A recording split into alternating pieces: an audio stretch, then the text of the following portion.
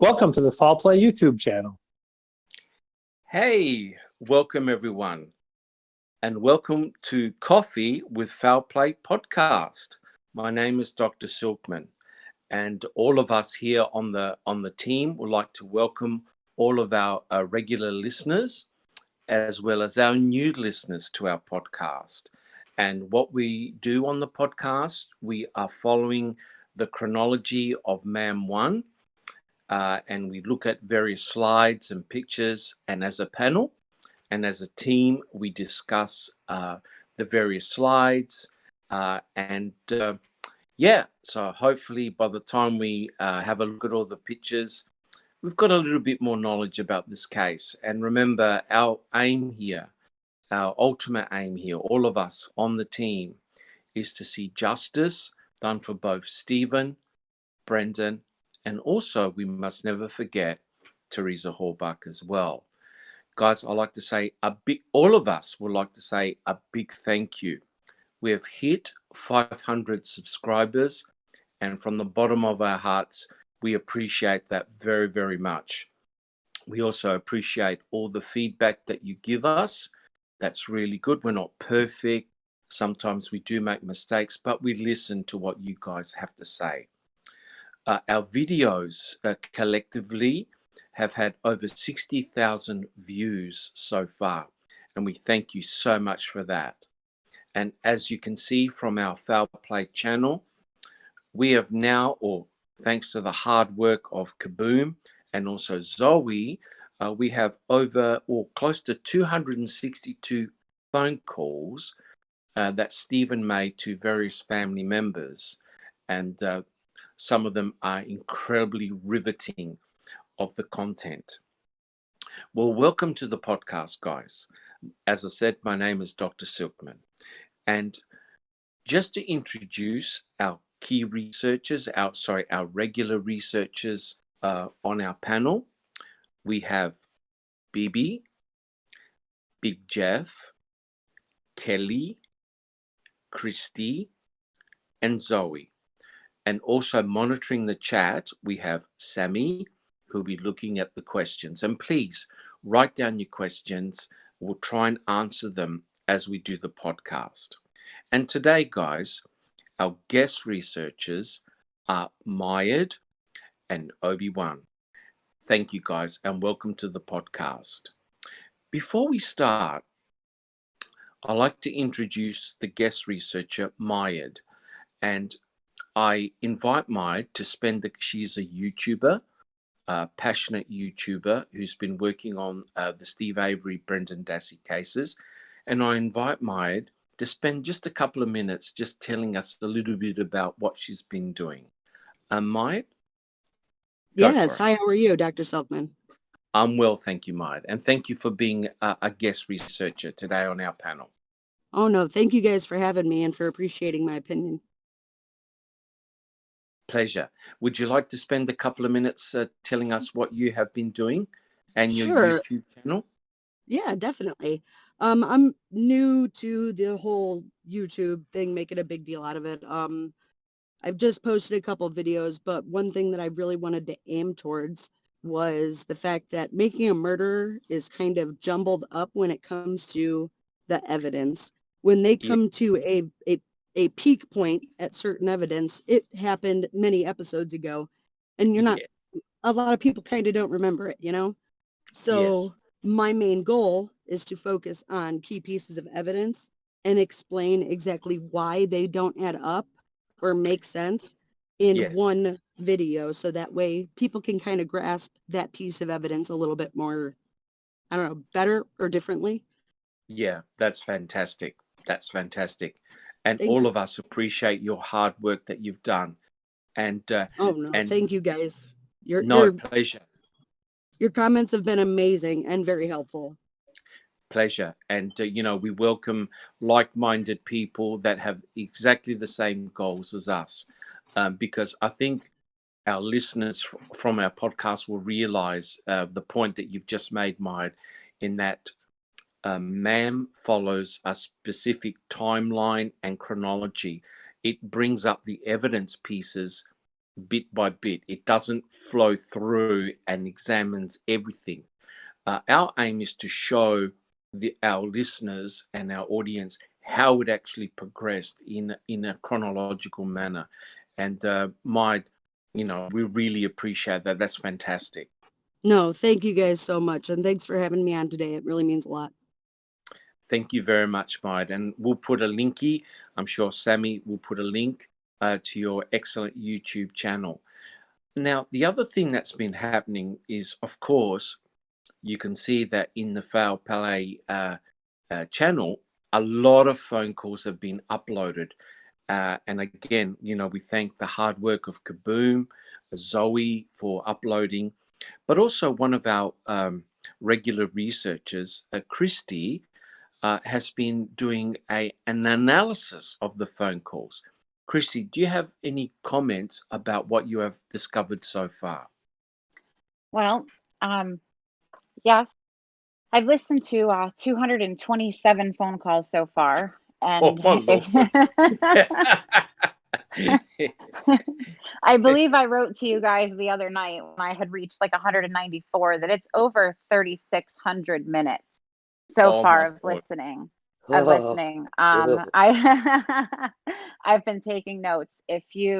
I'm releasing them in PDF form once a month. I believe Sammy can put up a link of the first month's worth of calls, the November calls, and I'll release when December is complete. If you're interested in seeing them, you can absolutely come over to the Foul Play Discord server, and they're in a room called Steven's Calls, where I am doing them as I'm listening to them, so that it's more, there's more available in there than there is out publicly right now in written summary form. But the information that I'm hearing is invaluable. There's little pieces here and there, and they're all in my notes. You can pick up little pieces, and it's very interesting to hear some of this happen in real time. And we're actually going to be doing podcasts for our Thirsty Theory Thursday. The tongue twister one there on Thursdays. We're going to start talking about the calls, and those are going to come out very soon. And the interesting things that we're finding in these calls, and just further proving Steven's innocence, and that Brendan's story was just Pratt's imagination. Yeah. And Big Jeff, do you have a comment? Yes, Christy, is it true that your Alexa is now answering you in the voice of Dolores Avery? I had to unplug her. I had to unplug her so she didn't learn how to say. How am I supposed to know that? Yes. Alexa doesn't answer me anymore. She says, I don't know. And she says, yeah, a lot. Oh, my Lord. Well, Christy, look, thank you so much for that. And all of us on the panel, and I'm sure all of our listeners, thank you so much, because that is a huge amount of work. I know personally, I've only listened to a few, and I've already gone to 2 therapy sessions. So I don't know. Hey, if anybody wants to start a GoFundMe for my therapy afterwards, it's complete. Yes. I'll take it. Where do you get to Debbie Club? Oh my gosh, don't get me. No, I won't tell you what happened in the call. Never mind. Let's just move on. Yes. Move on. That's I've been hearing can some talk interesting about that. things about that woman. Yeah, we can Yes. talk about that later. Join us in Discord later. Maybe we'll talk about what happens with Debbie. That's not. Oh, Lord. That's not PG-13. No, it's not. But, look, we all do appreciate it. And Thank you. I'm enjoying doing it. Fantastic. The thing that we want to really emphasize here on Foul Play is our team approach. There's no way any one person can be an expert at everything. My own area of expertise is in DNA, and other people have got equal passion in different areas. And hopefully together we can come up with a really cohesive story and knowledge base. And guys, we're here for you guys, right? We're here to help the boys come home to hug their mamas. And Christy, thank you so much for that. I'm sure a lot of very interesting material will come out. Some of the phone calls that I've listened to are simply mind-blowing. And to me, it indicates a family that's in chaos and crisis. Christy, would you agree with that? Definitely. And I don't mean this in an ugly way, but their lack of their lack of intelligence really hurts them because they're not able to comprehend what is going on around them. And I feel that if they were able to comprehend what was going on, this Yes. might have had a better chance at having the correct result, because we know that the end result was not the correct one. Had they been able to comprehend what was going on and really communicate, and had Dolores not been Steven's quote unquote, basically his personal assistant, he was relying on her, Yes. and she Yes. was not of sound mind to be able to do the things that he was needing her to do for him. And Yeah. I think that hurt him in the end. Yeah, it was a huge Well- undertaking. Bibi, do you have a comment? And law enforcement also pitted the family against each other at every turn. Correct. Maya, do you have a comment? Yeah, absolutely. And I agree with what you stated, because I can't express how many times you hear Steven tell them, don't talk to them, don't talk to them. And essentially they don't listen. They end up getting pulled into it regardless. Yes. Yeah, yes. At Christy. one point, I'm pretty sure Dolores thinks that she's talking to an investigator that's on Steven's side, and she's Right. actually telling detectives some things. And she doesn't realize that she thinks she's talking to good people. Not that I want to call them Yeah. good and bad, but in this instance, she thinks she's talking to the good guys and she's really talking to the bad guys. She doesn't even know Yeah. who's who at some point. Yeah. Yeah. And, we mustn't forget, she's been through it with her son previously with the Penny case. Maya. Yeah, well, it's not just that. I think listening to these audio, you can actually chronologically put in order just how much they're listening to these jail phone conversations because of how Yes. much happens because of what is stated during those messages. Bingo. Yes. Yeah. Yeah. And Christy, you've discovered a few very, very interesting things regarding sweat, right, Christy? I have. I'll give you a tiny little tidbit. If anybody's interested, and call 172. Stephen is talking to Debbie Klemp, and he mentions dripping with sweat during sex. Who says that? Who comes out later and says that? And it Yeah. is one of the only times so far that I've heard in 228 calls, 227 calls, that Stephen mentions sweat. There's a couple other things that happened that I won't get into. I'll save for our other podcast, where I do believe law enforcement was listening to these calls intently. Yeah. And that's how they built their case. They took Yeah. things out of context, pasted Yes. them all together, and Yeah. voila, we have Kratz's version of what happened. Yeah. That's brilliant, Christy. That's absolutely brilliant. Bibi, do you have a comment? And we have like at least probably 1,000 more or plus 1,000 more to go. Yeah, I believe the grand total is 957. I think Zoe might be able to tell me if I'm right or wrong. I don't want. Well, and there's more coming too. Yeah, I'm on 227. I don't want to know what the end is. Please don't tell me. There will be a little less Zoe. than 900 because we figured out some are duplicates. So duplicates. there will be around 700 or something above 700. Nice. Yeah. But Kaboom has more coming. Yeah. Kelly, Yes. do you have a comment? Kelly, do you have a Yeah. comment? Yeah, just to confirm, because it's always asking, all these calls that have been released are all after the fact. None of these calls are before the 31st, correct?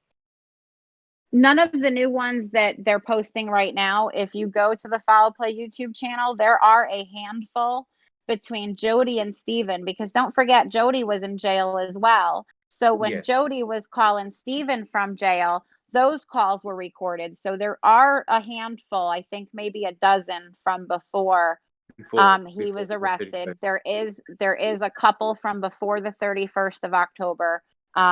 Like they're on the YouTube, they're on our Foul Play YouTube channel. Big Jeff, do you have a comment? We've also had it from a very reliable source that there have been attempts to FOIA certain calls prior to the 31st that they're not releasing. Yeah, that's not a surprise. But quite clearly, I think we're very fortunate in a way because we're doing the MAM podcast but we're getting all this new information that's coming out right now that really complements what we are doing. So in effect, we know what the answers are because we can see into the future and we can see it unfolding. And it's pretty obvious why they don't want to release phone calls prior to the 31st, because it would have just simply been business as normal, and that Stephen wasn't planning to murder anyone or lure anyone onto the property. So Ken Kratz, through his suppression of a lot of information, and I agree with what Christy said, there's no doubt that Ken Kratz and the other investigators and prosecuting attorneys were listening in, and they were building up a case, because remember, they had more than a year to prepare for the case. So they would have taken key elements of those phone calls and constructed a story. Christy, would you agree with that? Without a doubt, that's why I was just so insistent earlier that I need to listen to them in order, because you can tell that's what they did. They had a year to listen to these calls, and not for nothing, the man doesn't shut up. He just talks and talks and talks. He gave them everything they needed. Yeah, ammunition. He Essentially, gave them everything ammunition. they needed. Mm-hmm. Yeah, and it's rather ironical, guys, and also to our listeners, that Stephen kept on saying, "Don't talk, don't talk."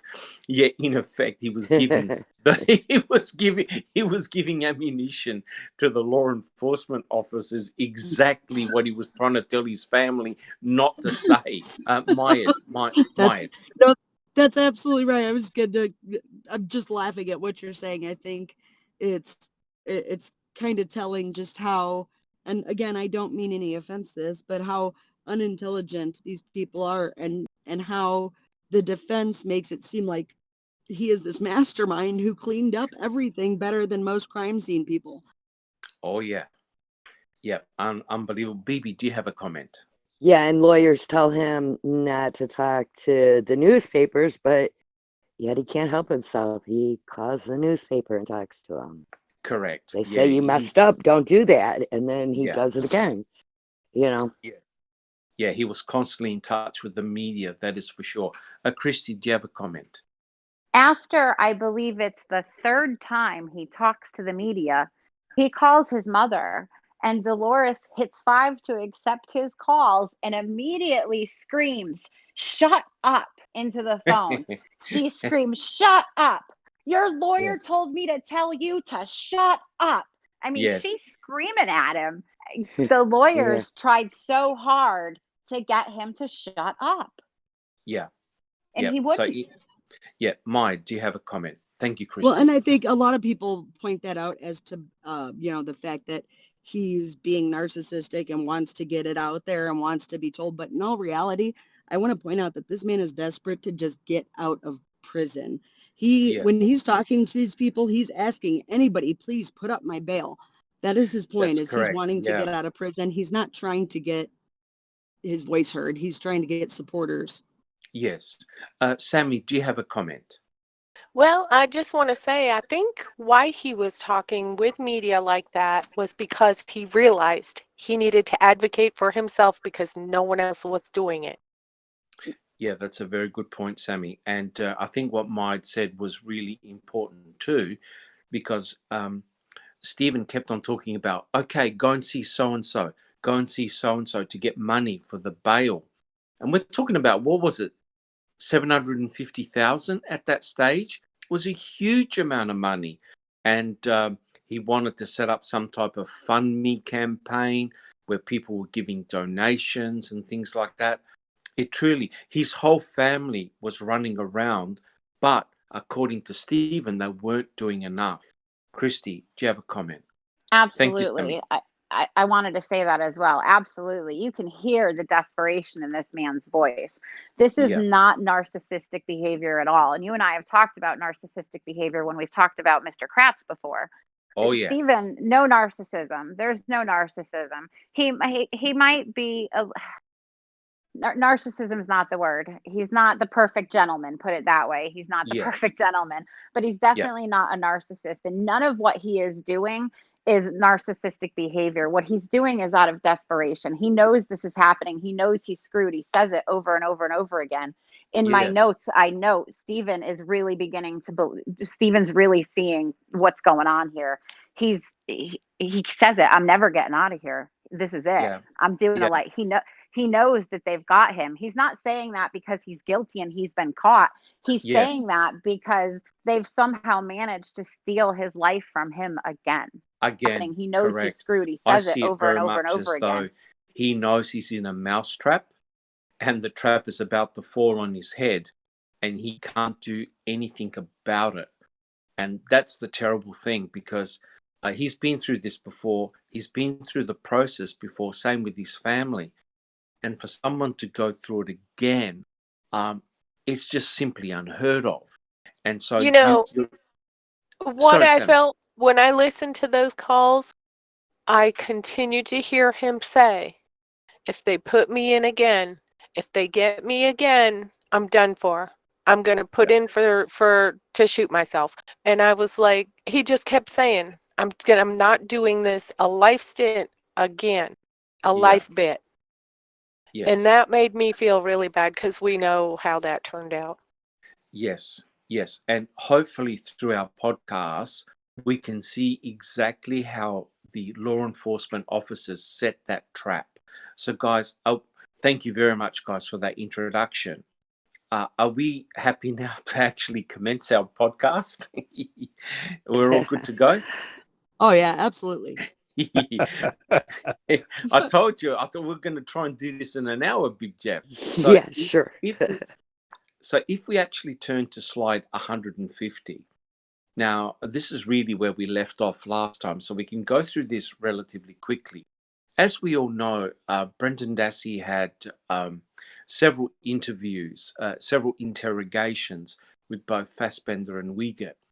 An infamous one was on March the 1st, where basically he admitted to all sorts of things that him and Stephen had done to Teresa.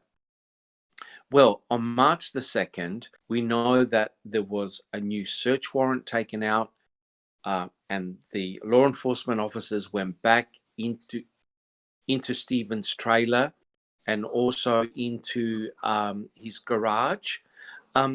Big Jeff, can you please continue on slide 150? Big Jeff, can you please continue on slide 150? Is that possible? I can. Yes, I can. Yes, I can. Definitely. Yep. Yeah, And so I'll be back in a second. For any of you who haven't actually seen the new pictures that were released through the FOIA, there are actually some very good pictures of Stephen's garage, and you can definitely see very, very clearly the air compressor under which item FL was found. Did anybody else see those pictures? I have to say that mechanics do keep their garages a lot cleaner than I keep mine. I have a woodworking shop in my basement, and there's sawdust everywhere. I guess mechanics aren't necessarily littered with sawdust, but you have very good views of that air compressor where item FL was found. There's actually a flashlight on the ground shining underneath a tool cabinet, which tells me that people were looking underneath that, underneath that area. And the tool chest is right next to the air compressor. I was wondering if anybody happened to see item FL on the ground on that picture. I certainly did. Myron. No, not at all. I actually went through all the photos and I kind of cropped them and zoomed in on them. I posted quite a few of them in the Discord chat just to see if anybody else could see something that I wasn't seeing, and nobody could see anything. BB, did you also have a Yeah. comment too? And it also further proves that they were down low looking underneath everything, including that air compressor. Right. And those Yeah. pictures were from not from the second. Those pictures are from the search during the Avery's time. And what also struck me was how clean the floor was. I wouldn't say it had been bleached clean, but there's not a lot of cobwebs, and there's not a lot of junk underneath this toolkit, and nor is there a lot of junk underneath the air compressor either. It's not like you'd have to move a lot of stuff out of the way to be able to be able to see this. To me, it's just clear evidence of of the tampering of evidence, and we all know who was in the garage the day before Adam FL was found. Anybody want to say mine? Oh yeah, we They're got not Lieutenant seeing the Link. pictures. They're not seeing the pictures of the garage, is what they're saying on the chat. By the way. Oh, yeah, yeah. This was to talk about the what was found. I'll make sure that we have those in a coming up podcast. Maybe we should move on to the next slide. Slide 151. Well, this is definitely one for Dr. Silkman, but clearly what this is talking about is the discovery of the bones in the burn pit and the forensic evidence that was associated with it. The primary person who identified the bones as being either human or animal bones was Dr. Eisenberg. Does anyone want to comment on how those bones were collected? Dr. Silkman, have you returned? No, he I has don't not. believe so. I don't believe Oh, so. okay. Anybody want to make a? Yeah, go ahead, Christy. Did they not do it with like I don't know, my farm equipment or any of my construction equipment? Wasn't it like a bucket loader? Didn't they like literally go in there with like they were digging for a pool? I mean, didn't they go in there with like some heavy equipment and just dig them up? They weren't gentle. They did. They weren't anything that I've ever seen on. Okay, so I watch a lot of TV, but I mean, I think even Law and Order SVU, does it the right way even for fake. And you grit it off. You're in there picking it out delicately. They went in there with a bucket loader and scooped it up and plop, here we go. I think they basically destroyed the whole thing with I that don't think piece of there was equipment. there wasn't any bones really there. Mm-mm. There's no pictures. Prove it. Yeah, exactly. Pictures or it didn't happen. Isn't that what they say? Pictures or it didn't happen. Right, Yeah. right. Pictures That's or so- it that's didn't so true. happen. I'm calling Yep. your bluff. Pictures or it didn't happen. Well, and I'd like to add to that what they showed on the Avery property were shovels and, like you said, the bucket loader. We don't have any pictures of how they actually collected the majority of the bones, which we all know where they came from now. Right. But certainly they must have put them in nice, neat plastic baggies and had a good idea where they came from, right? No. No. What do you mean no? Didn't they all get thrown into one box? They were in buckets and boxes. I don't even know what they were in, but they were not. They were Yeah, not. They were not handled properly. So, They- guys, they were- have we finished the podcast already? No. Yeah. What We had- slide are we? What slide are we up to? We're on your Well, we had to go specialty, back to not slide ours. 145. So, are we on slide 150 still? No, we moved on. I pushed these guys forward. 151. Because he's running it nice smooth, man. He really Beautiful.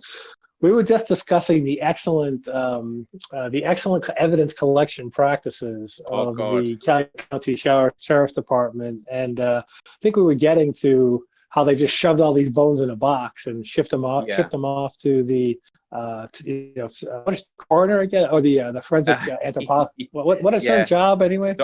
Yeah, that's right. A box and a few Ziploc baggies. Yeah. Yeah. So, guys, we actually finished slide 150. Yes. We have. Beautiful. We're on slide 151. Right. We were discussing how the evidence was collected, and we were getting to. We hadn't quite got to how or when Dr. Eisenberg actually got to take her first look at these ones. Yeah. Well, I mean, guys, you really hit upon a very important point here, and I'm sure Maid will back me up on this. And Bibi said a comment. It was months ago. Came in a box, left in a box. Yes, I believe so. Yeah. Yeah, and as we know, there's really no or little chronology or documentation of the cremains that were found. We don't know where they were found. All we know is we have a photograph of a box of bones, and we've seen the bones before. They're heavily fragmented, they're burnt, and apparently those box of bones came from the salvage yard in Stephen Avery's burn pit. But we all know there's one thing lacking, and that is proper documentation. Mike, would you like to make a comment? Well, yeah, we do know where they came from now. I mean, if everybody listens, that's the one thing about this new FOIA requests coming out, is getting Yes. to listen to all these phone calls, especially dispatch between Calumet County and everything. Yeah. And we find out that in all reality, what they presented to the jury and what actually happened is a lie. The majority of the bones Yeah. were not found in the burn pit. They were found in the quarry. Yep. Yep. And also on Cuss Road, of course. That's another right. big. Yeah. I yeah. Yeah, myself, I believe they were found at Bushman's crematorium. that is indeed very possible. How did when you those say get there? when you say the quarry too, there's more than one quarry involved here, right? There's There Michael's is. quarry and there's Yes. Verdon's quarry. And there's also, yeah, the Manitowoc County gravel pit. Yeah. So we and know Bushman's that, funeral home. and Bushman's funeral home. Put it this way, guys. I mean, we can sort of joke, and Maya touched upon it. The bones were not from the Avery salvage yard, and I think that, and they weren't from Stephen Avery's burn pit. And we've seen the. Christy, do you have a comment? I was just going to say, it makes one wonder now. Did they see, are pictures of the bones in the burn pit, but clearly they're not human ones. And that's why they destroyed the pictures, because they Yeah. realized the bones that they found over here, where Ken Kratz wasn't going to spend 20 seconds talking about, those Yeah. were actually where all the human bones were. And I'm willing to probably put money on the fact that there were no human bones in Stephen Avery's burn pit. They were chicken bones, they were sheep bones, they were whatever Yeah. Dolores keeps talking about them being. Yeah. Pork chop That was an bones. excellent observation, Christy. Fine. I've never looked at it that way. Were there any friggin' bones there? Did they? We just know there's no pictures that we can see, and they say there's Yeah. no pictures. I bet you there is pictures, but they're not Yeah. human bones. Yeah. Dis- Big Jeff, you have destruction a of comment? destruction of exculpatory evidence is a Brady violation. No doubt about it. Yeah. Look at everything they've Well- done. Does that shock you? No. It No, does. I'm it's- shocked. I stand here Yeah. shocked. No, and you they don't. and they Don't lie. clearly display a chicken wing bone as proud as can be in that box of bones that they collected. Yes. Yeah. Well, the thing is that we know that the fix was in, because they basically banned the coroner, the state's own coroner, from coming on site. And we've seen many reports, and we're not silly. We know how a proper crime scene involving someone who's been burnt has to be processed, and they did the complete opposite. There's Big your Jeff. Oh, Christy, do you have a comment? Sorry. There's your reason for not letting the coroner there, because there was really no bones in that friggin' pit. Yeah, I agree with you. Big Jeff. It's one thing to say that they banned the coroner, but that is true. But that actually hides a little bit of what they really banned, because the coroner had assembled a team of people that included a real forensic anthropologist. So it's not just, what do I need a coroner for? Because all they do is kick the body. The coroner, Deb, how do you say her last name? Kadich, something like that? She was bringing a whole team of people, including a real forensic anthropologist, to take a look at this this crime scene. Yes. And that is the real. So you can say, maybe she was only an RN, maybe she didn't really have the expertise. She had assembled a team that had the required expertise, and that is what they banned, not necessarily just her. Yeah, correct. So essentially, they didn't want proper independent documentation of the burn pit, because if you have someone that comes in and says, guys, there's nothing to see here but chicken and animal bones, and also maybe sheep bones that were buried there a long time ago.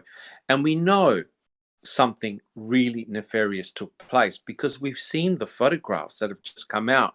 They've got bobcats, they've got end loaders, and they basically dug out the fire pit, and they made it look much bigger than it actually was. Now, what's amazing is that during the trial, you can hear the testimonies from the people that were there, and especially Fassbender and Wiegert, who said to Brendan, hey, the fire pit was the size of a tabletop, right? It was small, right? And so with the bobcats, Mike, have you got a comment?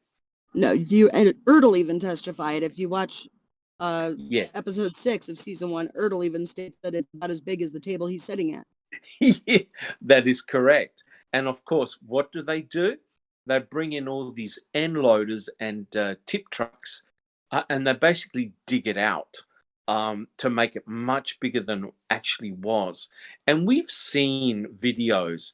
In fact, Kathleen Zellner's expert, he wrote a massive paper on how to investigate a crime scene involving someone who's been burnt. And it's the complete opposite to what the law enforcement officers did at the burn pit. You don't bring in heavy machinery. You put a grid and you document each bone where they are found, right? The complete opposite was done. So hence, we have no proper documentation of the bones, what was found, where they were found, nothing. Dr. Leslie Eisenberg was literally given a box of bones, and that was it. But before Dr. Eisenberg, Dr. Bennett examined those box of bones, right? And he concluded by looking at a pelvic bone fragment, right? A burnt pelvic bone fragment. He concluded that that burnt pelvic bone fragment had come from an adult human female, right? So they knew on the 8th that they had an adult human female victim somewhere. Big Jeff, do you have a comment? I think the most insightful observation of Dr. Bennett was the person who owned those bones was in a deceased condition.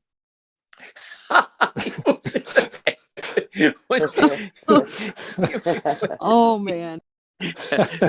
Big Jeff, that's an excellent observation. Well, you cannot forget that one. He was in it. Yes. And of course, the number one thing that you don't do when you have a victim, you don't mix the bones, right? And as has already been alluded to, you've got a box that's got plastic bags, and you've got a whole mixture of bones without any form of proper documentation. So I agree with BB. Came in a box, left in a box. Otherwise, what you would see are in situ photographs showing a human skeletal remains in the burn pit, BB. Well, the one photographer said that he didn't take any pictures because it had already been disturbed. Yeah.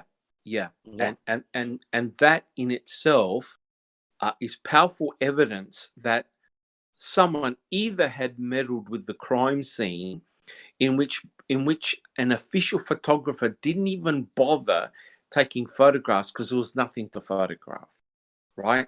Now, who's ever done a dig using heavy earth equipment to sift for fine bones?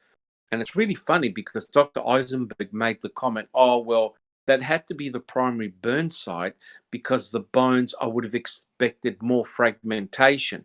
Excuse me, they used heavy earth moving equipment to dig out the fire pit. And of course, she even stated she didn't note any further fragmentation. Big Jeff, do you have a comment? Mike. Oh, I just think it's hilarious that Jerry Buting even called her out. He's like, so dumping them into the burn pit would cause more damage than them shoveling them out, putting it on a sifter, sifting it around. He even calls her out that how would that not cause more damage? Yeah. Yeah, excellent point. So in effect, Big Jeff, Well, I just think there's so much about the bones that's worthy of discussion, and many of them you point out in your presentations that we should, people who are really interested in a deep expert analysis should go see Dr. Silkman's videos on the Foul Play YouTube.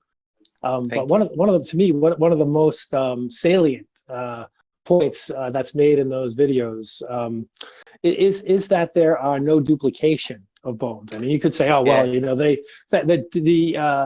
could have dug into an ancient Indian burial ground in one of these quarries for all we know, right? For all we know. But in that case, you'd have multiple arm bones, multiple femurs, multiple. Correct. But there's not duplication of these bones that were found across multiple places. How do you explain that? Right. That's so improbable. Yeah, that's a very, very good point. Mike, do you have a comment? Thank you, Big Jeff. Oh, I was laughing at him, and I thought, he stated ancient Indian burial ground. They could have done that in his backyard with the type of equipment they had. well, the reality is, guys, they could have hit China with that earth-moving equipment that they were using. And look, to be perfectly frank, no wonder people like Kathleen Zellner and her experts must have been laughing their heads off, because that's not how you approach a crime scene. And in effect, I don't think the NTSO and the investigators ever would have thought that years down the track, thousands of people all around the world would have been doing podcasts, analyses, YouTube channels, all on the Steve Avery, Brendan Dassey cases. They thought that no one was going to look at it. But on further examination, guys, we can see what a laugh that really is. You don't treat a crime scene like that. There was no respect, nothing whatsoever. And also what concerned me was the way both Karen and her husband had no emotions when the box of bones were presented in court, thinking, that's my daughter, that's our daughter, in fragments. She was chewing gum. Bibi, do you want to make a comment on that one? Oh God, don't get me started. There's no emotion from them people, not even the daughter on the stand. Yes. The brother and the mother are laughing at times. It's disgraceful. Yeah, it really is. Henceforth, what always brings me to the fact that she's alive. Well, Christy, And- I can't argue with you, Bibi. I can't argue with you, Christy. And according to the guilters, we're the ones that are distasteful for talking about the Hallbacks. But you saying that just made me remember one other thing. In one of the Yes. calls, Earl is talking about how Pam of God and her niece were in the back of the squad car laughing and joking around just moments before discovering the RAV4. So you're showing up to this. You're showing up to the search party to. I'm sorry. I really just don't think I'd have been laughing in the back of a squad car moments before I'm about to go out and search for my, what was she, a distant cousin? My missing cousin. I don't know. I just don't wait a feel minute. I would be. It had to be after the discovery of the RAV for them to be in the police car, right? Earl said, well, I'd have to go listen to the call again. I don't remember if it's before or after, but it is the morning that the RAV is discovered. Pam of God is in the back of a squad car with Nicole laughing. I think that's after the discovery. It had to be after, because otherwise she would have been an agent of the police. Okay, even with still, them right beforehand. Well, let's go listen. I'll go listen to it again and confirm that. And it's entirely possible they all jumble together after a while. But even still, even if it's after Even you still, find that the makes RAV, it worse. why Yes, are it you in does. the back of the squad car laughing? I mean, this is just it just further solidifies our reactions to their emotion at this time and why it looks suspicious. It would have made the RAV the poison tree. Yes. Then. Yeah. Why are they laughing? Whether it's before or after, why are they laughing? After's just as bad, if not worse, right? I think it's worse. I think it's worse. It's because I reckon they had foreknowledge, and they were just part of the ruse. And when you think about it, you discover your own cousin's RAV4, and she's missing for so many days, and you start laughing. I don't think so. And that's why, if I could just make the comment, Christy, your analysis of those phone calls are critical because they're small jigsaw puzzle pieces to the overall story. Maya, do you have a comment? Yeah, I would also like to state, according to Pam of God on the stand, she was terrified. She thought their lives could be in danger. Correct. They were in so much danger that she thought it was a laughing matter. Plus, she There had you- enough time that Yes. You took the she had words right out of enough my mouth. Yeah, she had Yes. enough time to be in so much danger to take as many photos as she did of this RAV4. You Yeah. know, Correct. I mean, Correct. it just doesn't make sense to me. And her testimony also along the way just seems fake, period. All of it does. Yes. Well, But remember, and she was also terrified by people speaking Spanish. Spanish. You know, Oh, no, we're in danger. There's Spanish speakers. We don't know what they're saying. That's a joke. My God. Kelly, do you have a comment? Do you have a comment, Kelly? I was just wondering, I wonder what their plan B was, because let's say Earl didn't let them go on the salvage yard that day. I wonder how else they would have gone around to find this car, the RAV4, if they weren't committed on that stage. They had no warrants, they had no reason to get on that. Well, you know what, Kelly? I would say there would have been another mysterious flyover using a helicopter. That's exactly where I was going to go. And all of a sudden, oh wow, there's a helicopter flying directly above a blue Toyota RAV4. Amazing. Wait, you mean dark green? That's right. Oh, you mean one that we'd actually seen push from? Yeah. I mean, guys, if Big Jeff, do you have a comment? Yeah, I do. It's important to remember that Pam and Nicole are not the only people that Earl led onto the Avery salvage yard. Yes. There's a guy named Beach who was a cousin of Teresa's, who he also let on the yard. I'm sure he didn't expect anybody to find anything, but it's not clear how long they looked for her car either. I believe that was the day before, but I have to ask Millbilly that question. Yes. But yeah, people That's looked right. for a long time and didn't find it. Yes, correct. Maya. Did you say that they were on there the day before, Jeff? I have to ask Millbilly. That's my recollection, but Well, the only reason why I'm curious is why did anybody call him to testify which route he took? That's right. That's a exactly good right. question. and I believe that there's an actual report that mentioned that 5 of Teresa's friends had discovered the RAV previously. So how does that one work? Bibi, do you have a comment? Yeah, they were supposedly in the quarry. And Yes. there was a news report that said that they had found it in the quarry. And at the time that they were processing the RAV, there was like 4 or 5 of her friends in the quarry that the police say they had to go down there and tell them that they had to get out of there because it was effectively a crime scene. A crime scene. That they couldn't be there. Yep. So at best, guys, there's conflicting reports, right? There's conflicting reports about the RAV4. But look, if there's a ruse going on and it was planted, I like what Kelly said about a plan B. I reckon what would have happened is that a helicopter would have gone over and everyone would have pointed on live TV, oh, look, there's a blue Toyota RAV4.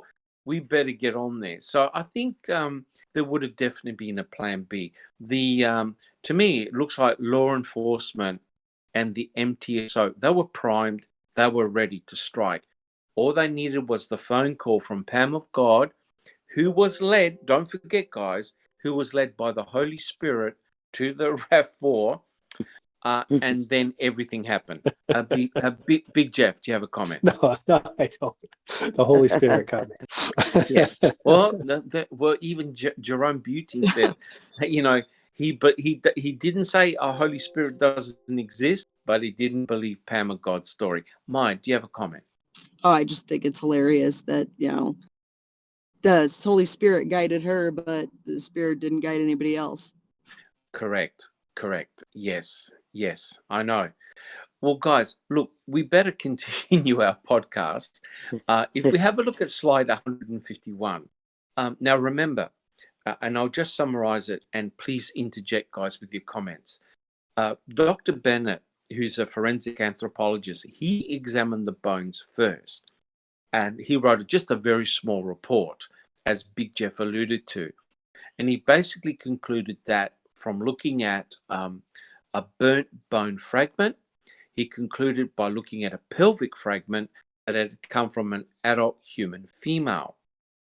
Well, the day after, on the 9th or the 10th, one of those, I think it was the 9th, that the box of bones were delivered to Dr. Eisenberg.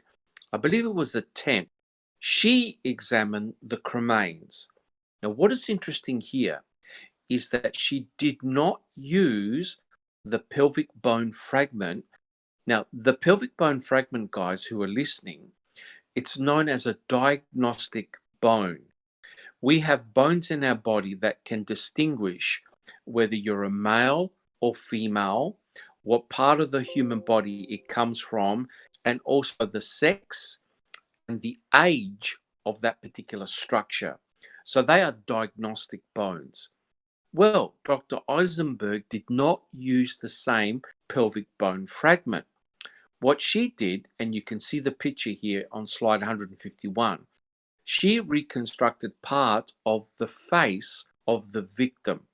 And so you can see the eyebrow ridge, the nose, part of the cheekbones. She used, believe it or not, the ridge above the eye socket. And there is a difference in males and females in terms of the thickness of the ridge. So instead of using the pelvic bone fragment, she decided to use the ridge from a partial bone fragment and decided that that came from a female who was, I think, between 30, 35, an adult female. So she used another so-called diagnostic bone. But what is critical here, guys, is that cranial bone fragments were also discovered. Now, we don't know where those cranial bone fragments came from, right? If you're finding cranial bone fragments, you would want to have a photograph of them, showing them in the fire pit. We don't have those, as far as I'm aware. Guys, let me know. Has anyone ever seen any photograph, in situ photograph, of any of those bones in the fire pit? Mayed? Not at all. All I see is the box, and I see it afterwards. There is never once that I see a picture of any of the larger scale bones being collected at all. Yes, yes. I do have Sammy, a question from Hazel C. Yes. She has a question for the panel, and she wanted to know when did the first search of the Avery salvage yard take place? Was it searched in any way before they found the RAV4? Well, if Big Jeff, do you have a quick comment? It certainly was. And when you say in any way, that opens up the filter very wide. You could argue that the flyovers in the third and the fourth were a search anyway. That was a way. The fourth and the fifth. Yes. You could also argue that Link and Remacher came back to Stephen's place on the fourth after he got back from Menards with Chucky and asked him to take a look around his trailer, and he let him in to do that. And I believe they also went down by Chuck as well. I'm not sure they went into his house, but yeah. Yeah, and So that's a pretty good question because That's a very good literally they were flying over. Yeah. Yeah, and also, don't you think, guys, from the air, an open fire pit would have been one of suspicion, as in to check? I almost fell off my chair when Ken Kratz said, well, the reason why we checked the fire pit so many days after was because Stephen had a big, vicious Alsatian dog guarding the fire pit. Right. Now, come on, guys, if this is a murder investigation, you're going to be scared of an Alsatian dog that's on a lead. Maya, do you have a comment? I'm just curious if since clearly they've never heard of graphing the ground to collect bones, I'm assuming they've never heard about tranquilizer darts either. Yeah, and and of course the irony is they had dogs on there as well, right? So there were dog handlers, and if worse comes to worse, all they had to do was call Stephen, guard him, and take away his pet, right? Because they Well, let Bobby Dassey on the property, BB. they would have simply called the pound and had them Yes. come out with them 2 sticks with the loops at the end, and they get put one on each side, and they hold the dog so it can't go right or left. And then they have somebody come on, clip the chain or the collar from it, and take Yep. the dog away and load it in the truck just like they do any other dog that they pick up that's running the streets. Yep. Yep. And it Excellent. wouldn't have taken days. It wouldn't have taken but an hour at best. Yeah. And there's just that story is so incredibly it's- dumb and unbelievable that Yeah. it's a farce. Yeah, it is. Christy, do you have a comment? The fact is, they had zero respect for this family. They had zero respect for that dog. They had phone numbers to the family. Numerous times you hear members of this family talking about how, I mean, law enforcement sent Bear to the pound and didn't even tell the family where he was. They had everybody's phone number. Carla would have gone and gotten him. Earl would have gone and gotten him. Barbara would have gone and gotten him. Anybody Yes. would have gone and gotten Bear had they just picked up the phone and said, hey, can you Yeah. please come get this dog so we can do our job? But they Yeah. didn't want that. They had zero No. respect. They had zero respect for this family, for everybody, for anything. They had the keys to the cars Yeah. and they still cut open all the trunks. Yes, they just they did. did. They did the same thing with Bear. That dog didn't eat for days. They Yeah. they reported that they fed him, and Carla went there and fed him once. But how long did they have that property under seizure? 8 days. What 8 was it? days. Yeah. Yeah. Yeah. But I'm only aware of Bear being fed twice. Yeah. Correct. And I believe they used Bear as an excuse Yes, there they was so no did. they bones could in the pit. stall, so they Yes. could stall, so they could get the bones in the box and bring them there. There you Yeah. go. Yeah, there's no question. It gave the prosecutors the biggest, weakest excuse you could think of, because if a crime scene is taped off, there's no way they're going to be at bay held by a dog. They would have got the dog off immediately. And if you look at the chronology of events, you've got Cuss Road on the 7th. What do we find the day after? Lo and behold, we find bones. So you can see that they had to give a legitimate excuse why it took them days to find human cremains, so-called human cremains, in the fire pit, because they weren't there. They weren't ready. So obviously, whatever they found at Cuss Road, and I know Millbilly, he's got his own hypothesis and theories about this, whether a body was found or parts of a body was found, but clearly they didn't have the cremains just yet. Guys, would you agree with that? Oh, Big Jeff. absolutely. Oh, sorry, Yeah. Mike. Well, go ahead. No, go Right. ahead, Jeff, please. Well, I just think, we've mentioned Bushman's name a couple of times. People who might not be familiar who Bushman is. He was a Manitowoc County police officer who came out of retirement for one day. And it happened to be, or two days. 2 days. Guess what they were Yes. doing during those 2 days? Associated with those searches on Cuss Road, for which the infamous pictures are now out. Yes. And his wife owns a crematorium. Yes. Yeah, I know we're laughing, but it's sort of like, oh no, another coincidence. The law enforcement just happened to have access to a crematorium. I mean, it's just ridiculous. And of course, Mike, we mustn't forget Carmen Botwell. Oh, yeah. Well, there is Carmen Boatwell, but I mean, she Right. is, everybody wants to talk about how they're related. However, Yes. from what was going on and what I was able to follow online is she is related, but it is not by blood. It is through marriage Yes. on her father's side. But yeah, Okay. she was found on the morning at 8 a.m. that the morning of the day that Teresa was reported missing. I'm sorry, I have a Yes. little discrepancies with that as well, with her missing persons flyer and all that. Yes. But it's very, very interesting how you've got all these events taking place within a very narrow time frame. And we also mustn't forget the horrendous murder of Christine Rudy, right? So you've got 3 deaths, potentially 3 deaths, 3 young women, all within 12 days in the same Correct. area. Sammy, do you have a question? Yeah, people in chat were discussing that, how the MO was basically the same.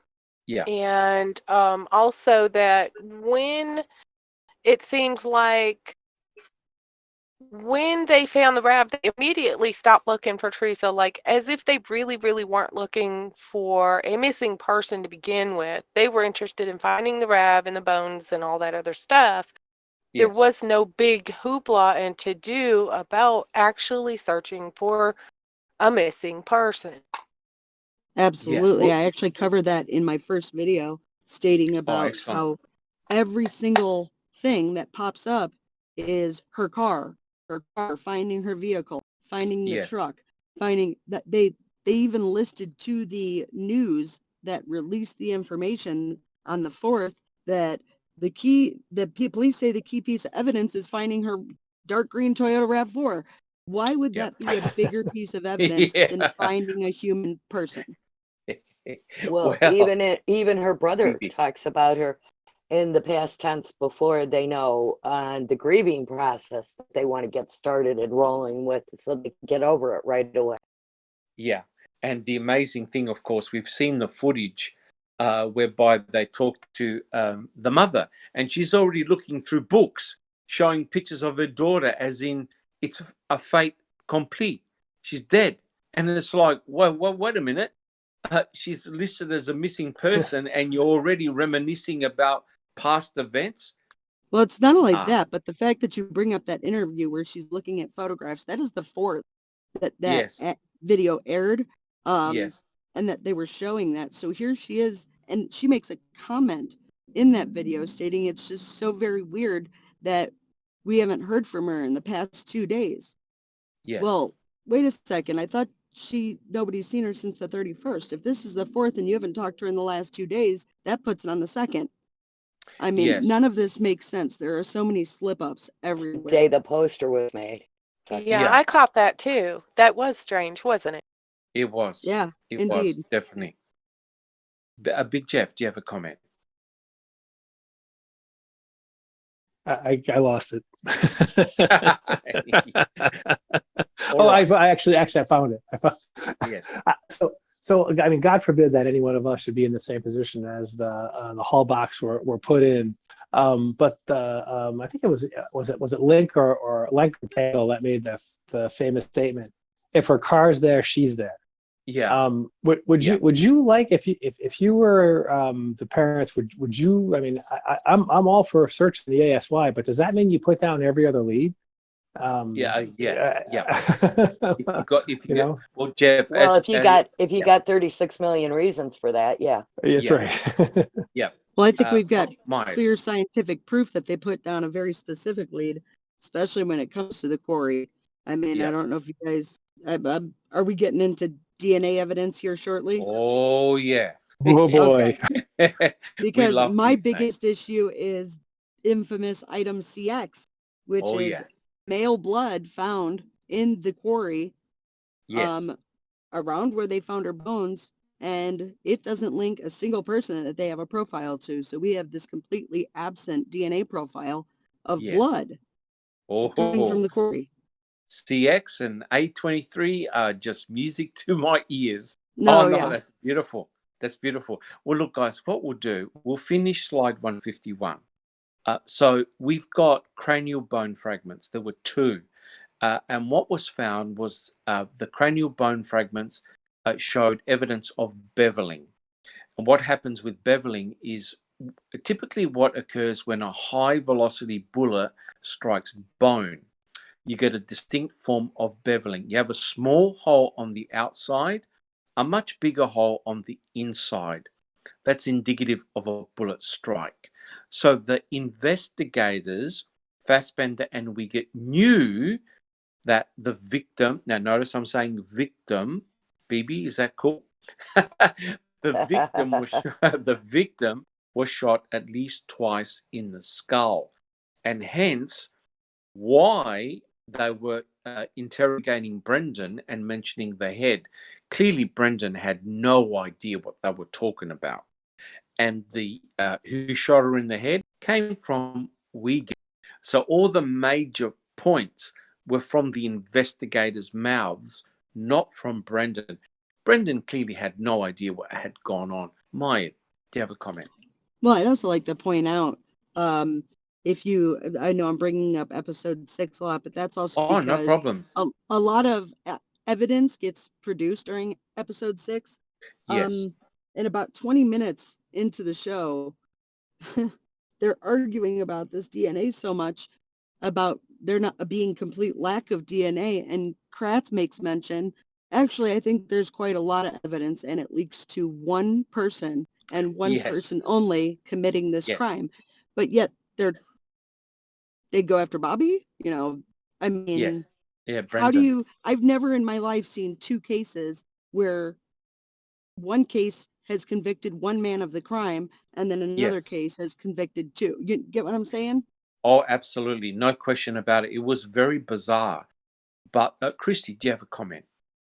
Well, I'm not sure who. It might even be our own Kelly. Somebody at some point has had a conversation with Kratz, and Kratz's defense to that, Oh, Lord help us. Stephen being tried on, one person committing the murder and Brendan with two, has something to do with what evidence they were allowed to present in each individual trial.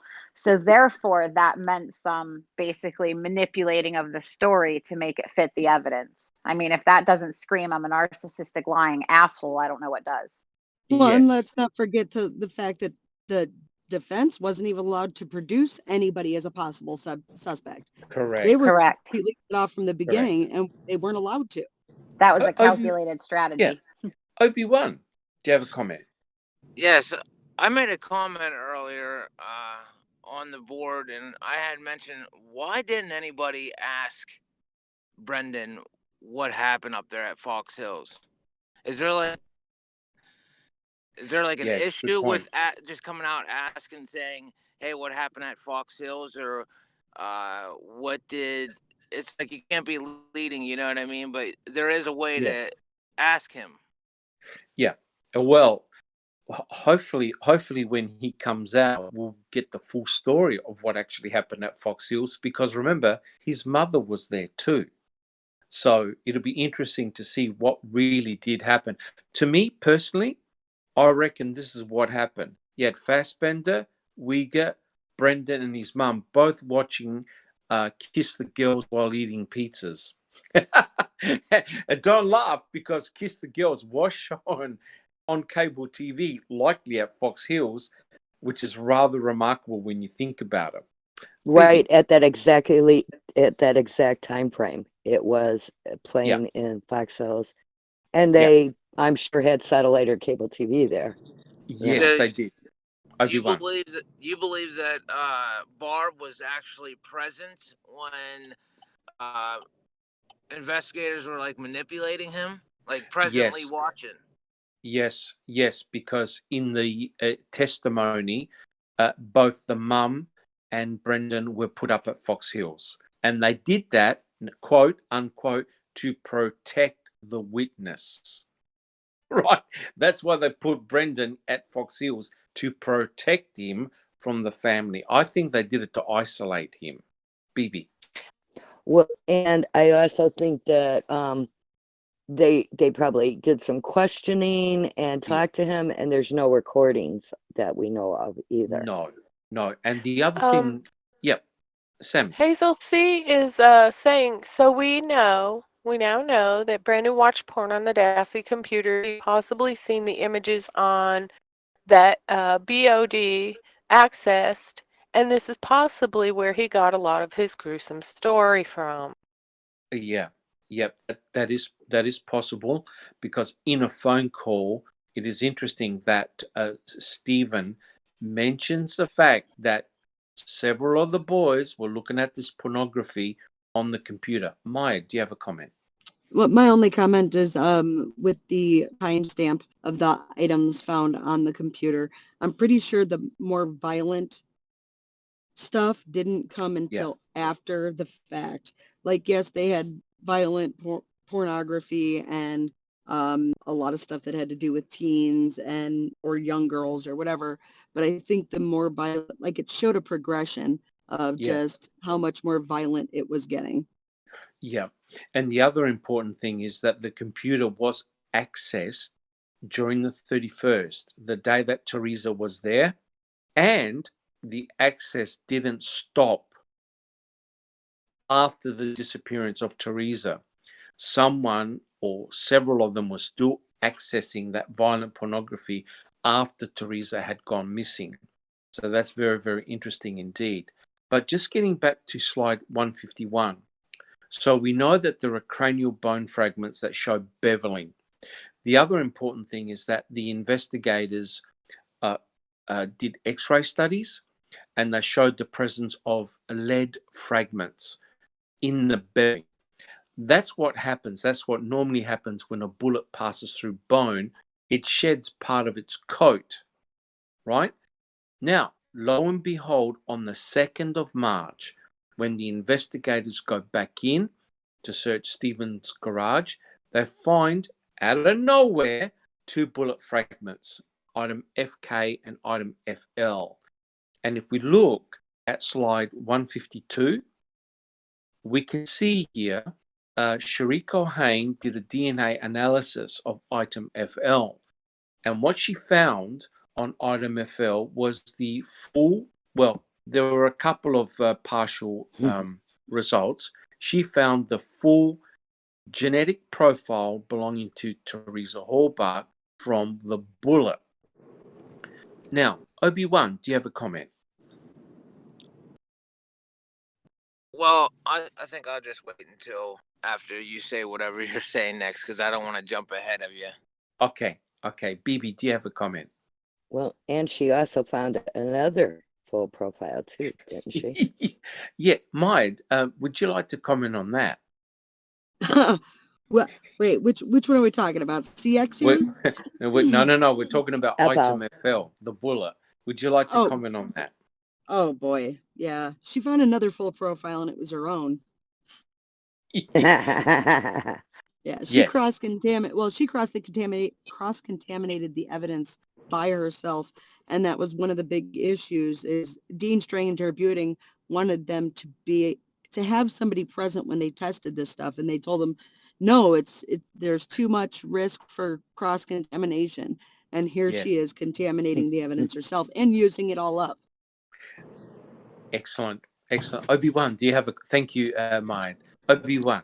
Yes. Well, since everyone's talking about it, they said that it's they found the presence of DNA, but they didn't say what type of DNA. They didn't say if it was touch DNA. Wasn't it touch DNA or something like that. It was cells is what they found, correct? Not blood. Nucleated cells. Yeah, that's the only thing that you could comment on. So how could skin cells get on there but not blood? If it's gonna hit or graze off the skin, you would expect to see some type of blood, unless like she would have been actually touching or handling that object, which is a bullet. You know what I mean? Yeah. I just don't see how her skin cells would get on that and not blood. Correct. When and Maya, I'm sure will back me up on this. When Shariko Hain examined the bullet, she detected no presence of blood. Now, the thing is, the state did not prove that item FL hit bone, right? There's Correct. no proof that it actually hit bone or skull or anything, or that it went through a human body, let alone Teresa Hallbach. Because what the state didn't do, the state proved that item FL was shot by the gun that was in Stephen Avery's bedroom. Because when you fire a bullet, it embeds rifling marks on the shell, right? So it actually proved that it came from that rifle. That's no big deal. That rifle didn't belong to Stephen, for a start. But what the state didn't prove was that the bullet was related to the bone fragments, the cranial bone fragments.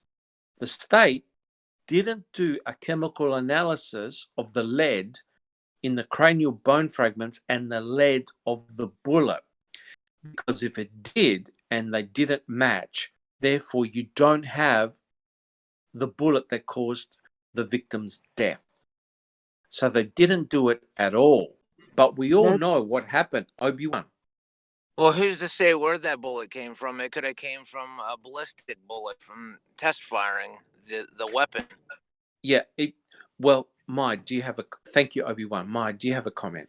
Well, no, I was gonna actually, I didn't even know that that testing was available. That was something new to me. Yes. That blows my mind as another thing that just went undone or completely Yes. crossed over or horribly It was- mishandled in this case. Yeah. I would say, Mai, that it was done deliberately because it was talked about in court. The analyst was asked, well, did you do a chemical analysis of the bullet? Nope, he didn't even touch the bullet. So therefore, they can't link the bullet to the lead fragments in the cranial bone fragments. But to make matters worse, the bullet itemefel was examined by Kathleen Zellner's experts. They did trace analysis. What was discovered was that there was no bone shards present in the bullet, but what was found was wood shards. So it looks like the bullet had in actual fact gone through the wall of the garage because it also had red paint flecks. Yeah, and I actually had a conversation with Phoebe about this the other day. Yes. What they also showed the waxy substance that was on this bullet, and I know Yes. that Kathleen Zollner wants to link it to the chapstick and all, but Yeah. I agree with Phoebe in the fact that there could very well be ballistics gel. Yes. What they do is they use ballistic gel to fix the bullet when they examine it. So that was a bit mischievous by Kathleen Zollner. But the clear point is this. The state now has to explain how Teresa Halbach's DNA got on a bullet that never struck bone or anything else, because the gun is not a high velocity gun. It's not a high velocity bullet. So how did it possibly go through a human torso in through layers of skin, muscle, fat, organs, tissue, and come back out again to land on the floor near the compressor when no one saw that bullet previously when they went in the garage?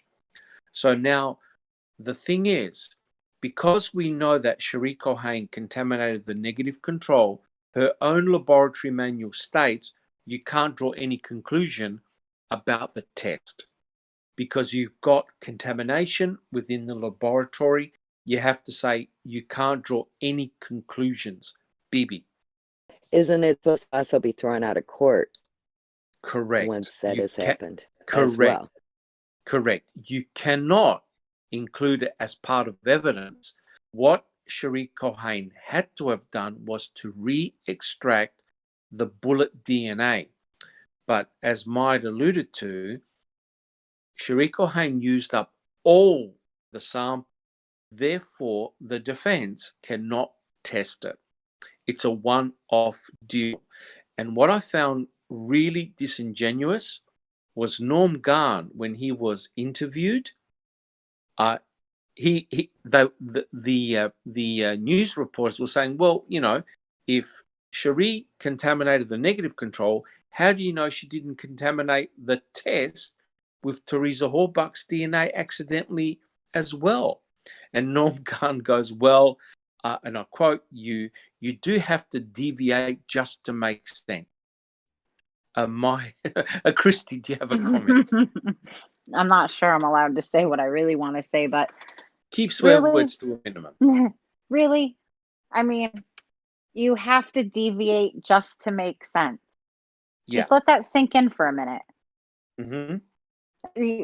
You can't. No. That should make it not make sense. If you have to deviate for it to, when you have to deviate to make it make sense, it shouldn't be making sense, in my opinion. Correct. Admired. Well, Sherry Colhane had to deviate as well in order to do as she was requested on her little piece of paper of putting Teresa Hallbach in Stephen's trailer or garage. So that's exactly Yes. what she did, was she deviated in order to make that happen. Yes. And we know we've covered this in a previous podcast where she had to get a deviation request form to even allow IDMFL result into court. And of course, she broke her own laboratory rules. But if we have a look at slide 153, this is exactly what Maid has been alluding to, where Tom Fassbender, on very early on in the investigation, on the 11th of November, phones up Cherie Colhane and makes the comment to Cherie Colhane, who's handling all the evidence. She did all the swabbing in both vehicles. And of course, she did the analysis of the bullet DNA later on. Fassbender says to her, try to put her in his house or garage. Now, guys, we all know, and you could have a look at Ken Kratz's face when Cherie Colhane was being interrogated in court. He knew that was going to be very damaging. So I asked the panel, why didn't the judge throw out the case then and there? Because there goes all form of fair forensic testing, whereby the lead investigator makes a request to the person doing the testing. Has anyone got any comments?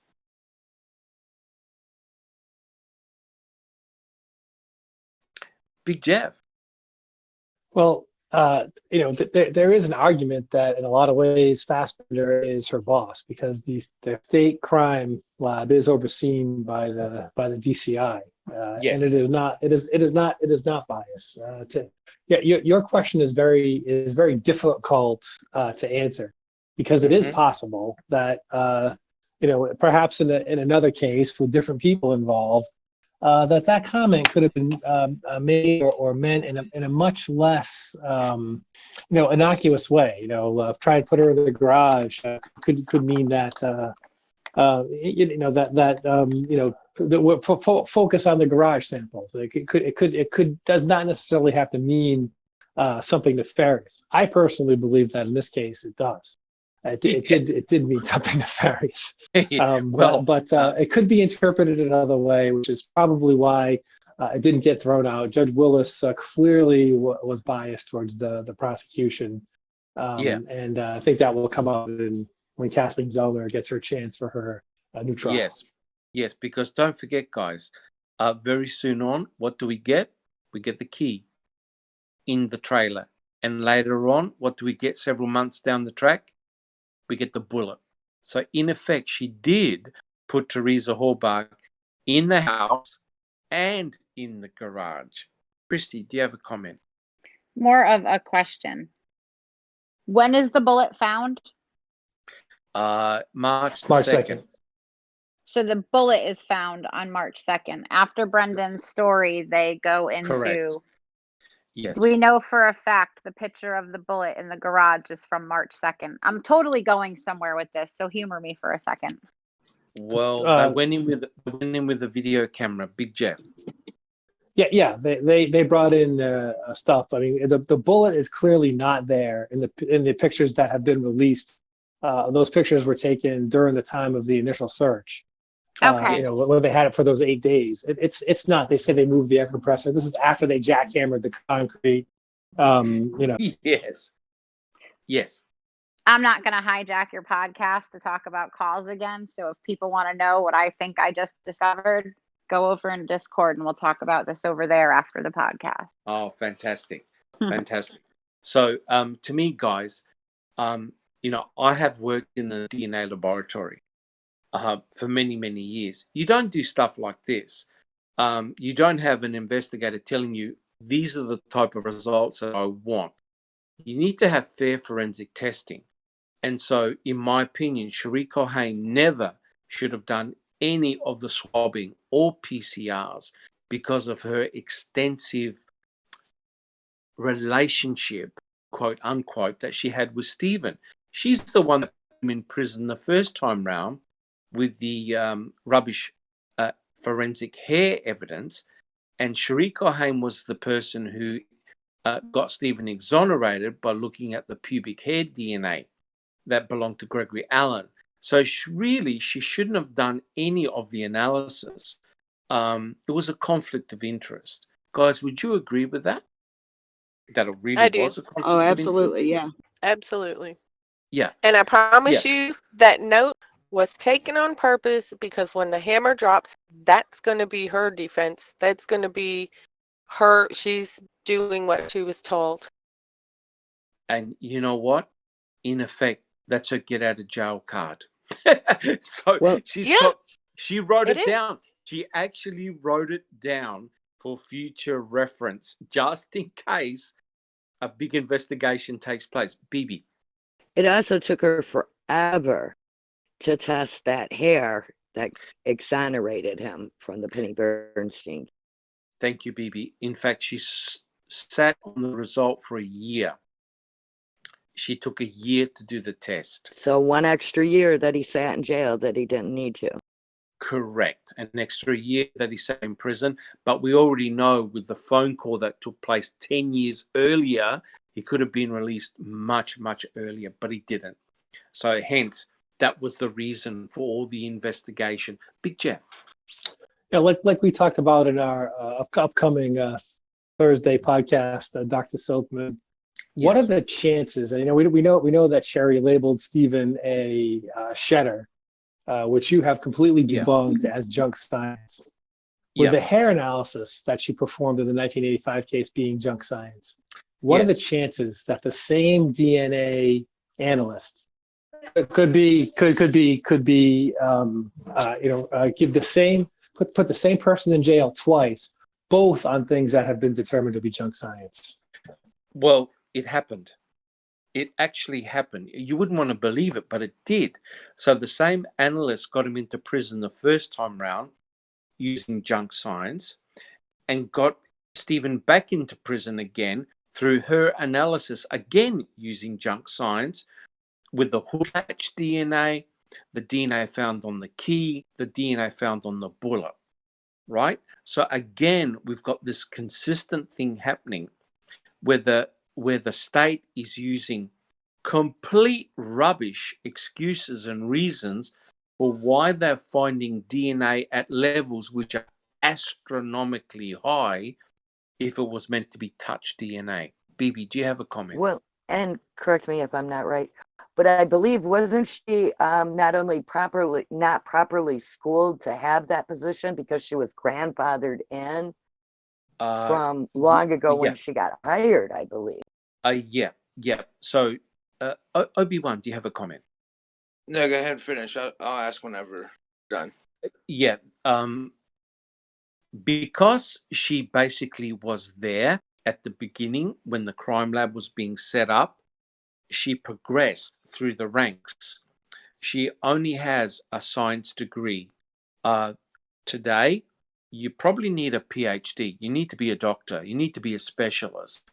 Now, in her defense, the DNA material, all the responsibilities were way too much for her and her team, because she had to handle, I'm not defending Cherie, but she had to handle a lot of materials and a lot of specialized equipment has to be used. And it's clear from the records, she has the highest rate of contamination. So now I'm not mentioning any other, because there was an investigation of that crime lab. And remember, someone got into big trouble for rolling to work drunk. Now think about it. The work that these people do in the crime lab get people in prison or out of prison. You expect a degree of professionality. Obi-Wan. Yeah, so my question is I don't know if it's a question, but I remember Jean Couché stating that they didn't know where the hair came from that they had tested, and they were basically trying to play it off as in that this hair, pubic hair, might have been an accident, or Well, it could have been well, taken somewhere else.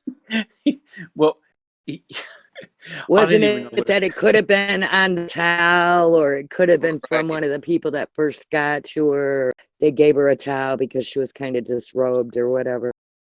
Well, thank you, Obi-Wan. The amazing thing is that they did obviously a pubic hair combing of Penny, right? So the pubic hair came from her pubic hair region. So how does one account for Gregory Allen's pubic hair being intermixed with Penny's pubic hair, right? And Jean Couchet made the comment, and Big Jeff will back me up, that DNA evidence can be faked, and that his own drawing is more important than any type of DNA evidence. And His tracing? his tracing. And the amazing thing is, guys, don't forget, there are people in the MTSO that still believe that Stephen committed the sexual assault on Penny, despite Stephen having, I think it was 16 eyewitnesses, including his mum and dad. So there are people that still believe he committed that sexual assault on Penny, despite the fact that Gregory Allen admitted to it, and they found his pubic hair intermixed with her pubic hair. This is the mentality. So, guys, how is Stephen and Brendan going to get out of this one? Maya, do you have a comment?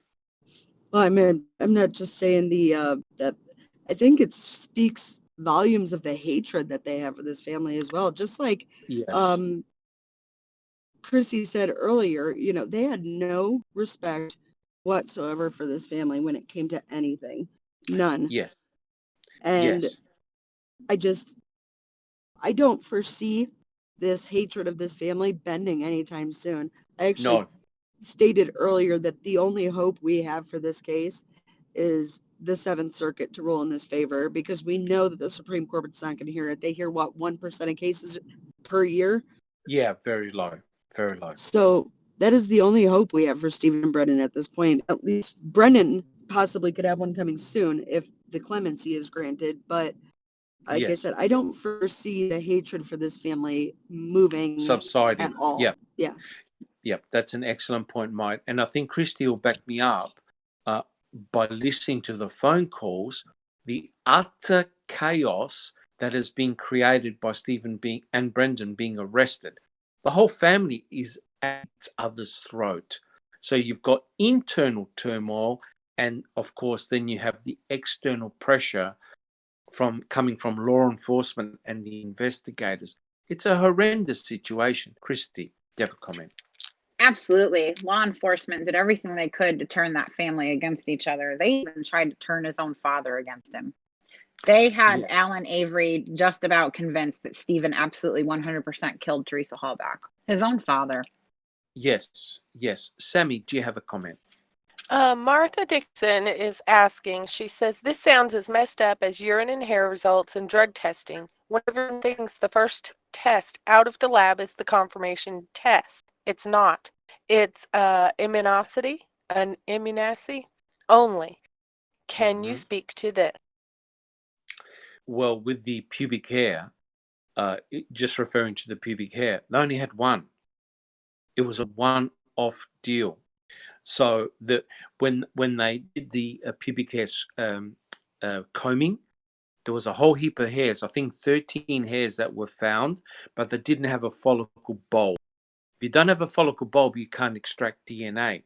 So it was a miracle. It really was, that the one hair remaining had a follicle bulb attached, and that gave the DNA sample result of being Gregory Allen, right? So in effect, it showed that he was the perpetrator, and he even admitted to it. He was the perpetrator and not Stephen. Obi-Wan. Thank God that they didn't have a groin swab or collected a pubic hair off of Stephen back then, because they would have used it. There's no doubt. And in effect, my suspicion was they were trying to set Stephen and Brendan up for rape. And that explains why they collected all this underwear from Teresa's residence. Maya, do you have a comment? Maya. I actually don't believe that Brendan was the intended initial target after listening to these phone calls. I honestly believe it Yes. was Chuck. They kept bringing up Chuck's past, and they were really starting to get under him and try to dig into him. Yes. And that's when, because he was one of the first people to speak on the phone that, oh, I don't know, he might be guilty. So they really pressed into him, and they didn't realize that that would turn him against his own brother instead of really Yes. push or turn him towards his brother instead of push him away from it. Yes. Yes. And everyone was basically covering their own behind. And Stephen was the very easy person to point a finger at, so no one would look at them, right? And yes, the whole family was in turmoil. Obi-Wan. Yeah, they had Barb actually convinced as well, because she kept saying on the phone about why Stephen would basically have her son do this with him. Yes. And Yes. she was convinced that her son played a part in this. Yes. Yes. Yes. And there is a phone call I listened to in which Stephen was saying, "Oh, your son must have done it. Your son must have done it at her house." And that horrified Barb to say, "Well, how are you going to prove it?" So it was very interesting how Stephen turned the tables and he said, "Well, I didn't do it. I had nothing to do with it." And it's sad in a way that you've got this terrible conflict within the family and each person is pointing the finger at each other. Christy would back me up on this. It's the phone call in which Barb brings up, speaks to Stephen and says, "I want $100,000 for a lawyer." Christy. I haven't listened to that one yet. Okay. I'm Okay. trying to listen in order. I know some other people have, and I've heard about it, but no, I haven't actually heard that particular phone call. Yeah, it's very sad. Obi-Wan, do you have a comment? That's Barb asking Stephen for the $100,000. Correct. She says that the lawyer that they had was Teresa's second cousin. That is correct. That is correct. One of Brendan's initial public defenders had to excuse himself because he was a distant cousin. Bibi. Yeah. Also, I actually think he would have been better off at the hands of Teresa's second cousin than he was at the hands of Lynn Meow Kaczynski and his detective. And that's really fucking sad. Oh, sad. That's really sad. Yes. One can't help but use harsh language when one thinks of Kaczynski and especially O'Kelly. Oh my Lord. Maya, do you have a Well, there was something I wanted to bring up that happened earlier in the conversations. Yes. Ma Avery said something to Stephen during one of the phone calls about Teresa Halbach's dad having ties to Calumet County. Has anybody actually ever researched that to find out if he really does have ties to Cal County? Well, and is that her dad or her uncle dad? No, Teresa's dad. Yeah, Teresa's but she also dad- has an uncle dad. biological father? Not a biological father. Well, Yeah, well, it it's would have not been clear. his brother. I mean, if her So her it would have been stepfather's her both, father's right? brother, so they're going to relate This either family. one. Yes. Yeah, I don't know. Mike. All I in mean, the it wouldn't dream surprise. somewhere. Look, Arland Avery worked for the Manitowoc County. It's Yes, a he small did. place. There's not that many people. It's not shocking that somebody has a relative in law enforcement. Whether it's exploitable in some way, that's another thing. Yeah, but that's I just want to definitely something. mention Sam. you bringing up the phone calls, and I just kind of want to mention, and they talked about, what this does to families, how it destroyed families.